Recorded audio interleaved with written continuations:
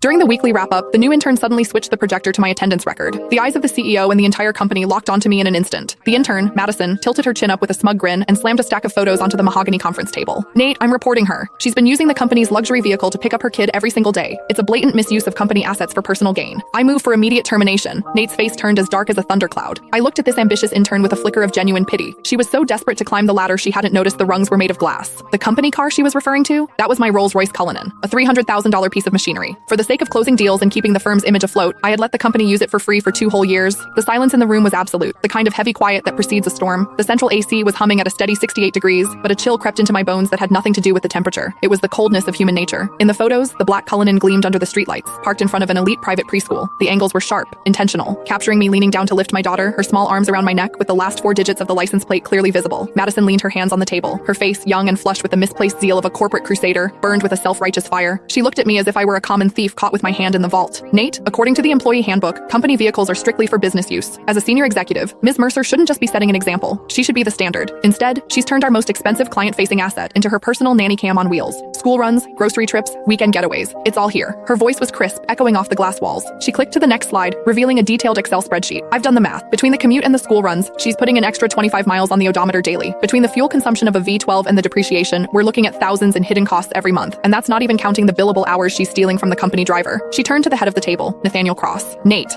was my college classmate. He was the founder of this firm. In the early days, when he couldn't even cover payroll, I was the one who dipped into my savings to keep the lights on. Later, when we needed to project an image of success to land the big fish, my 5-year-old BMW didn't cut it. Without a second thought, I brought in the Cullinan I'd bought myself as a 35th birthday present, a car I'd owned for less than a month. I told him back then, "Take it, use it. We need the clients to see we're already in their league." That temporary favor had lasted 2 years. I paid for the gas. I paid the insurance premiums. I covered the maintenance. Sometimes when the driver was overwhelmed, I even drove to JFK myself to pick up VIPs. Everyone in this building knew that car was mine, or at least they should have. But looking at Nate now, there was no defense in his eyes. His brow was furrowed, his fingers drumming rhythmically on the table, a nervous habit he had whenever he was weighing his own interests against someone else's. "Diana," Nate finally spoke. His voice was low, coated in a professional coldness that felt like a slap. "The evidence Madison provided, is it true?" I stared at him, my heart skipping a beat. "Is it true?" 2 years ago, when he begged me for the car to save face, he said, "Diana, I'm so sorry to ask this of you. As soon as we're in the black, I'll buy you a brand new one." 1 year ago, when the cash flow dried up, I used that car as collateral for a bridge loan so he could pay his staff. He told me then, "Diana, this car is the company's lifeline. It's your badge of honor." And now, he was asking me if it was true. I scanned the room. George, the sales manager, had used that very car last week to pick up his mother-in-law from the hospital, bragging on Instagram about company perks.